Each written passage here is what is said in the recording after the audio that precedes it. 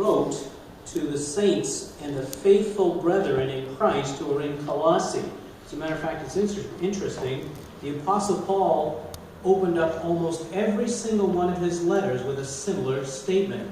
Whether he wrote to the Philippians, he wrote to the saints and the brothers and sisters in Christ. Whether it was the Corinthians, he wrote to the saints in Corinth. And each and every one, almost each and every one of his epistles, he opened his epistle with that kind of a opening statement. And as I think of Cindy, and I remember, what I remember is a dear lady who was truly a saint and a faithful sister in Jesus Christ. And I would like to have us tonight just take a moment to remember our sister in Christ, because she truly was a saint. You know, Cindy was a member of the Church of the Open Bible in Burlington, Mass. for quite a number of years, beginning in the 1980s. And there she served faithfully in many different ministries, whether it was in the choir, and by the way, that's the first time I really got to know her, was singing in the choir together with Cindy. I was a choir member at that time, and got to know her for her love of singing hymns and praises to the Lord. She served in youth ministries like the Circle B, and she also had missionaries into her home and showed them hospitality. Cindy was involved in an evangelistic outreach in Somerville, Massachusetts. She loved to be under the teaching of the Word of God.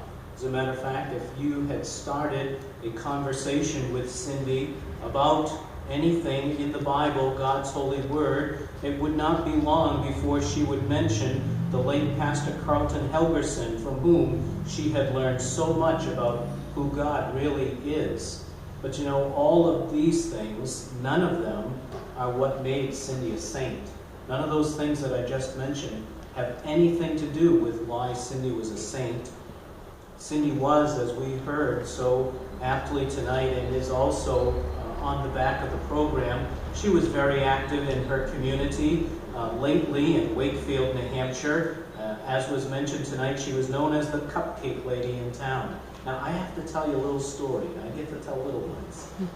But on a church dinner here at Crossroads, she came up to me and said, "Pastor, I have to bring dessert." I was like, "That's fine, Cindy. We like dessert." "No, I'm going to bring cupcakes."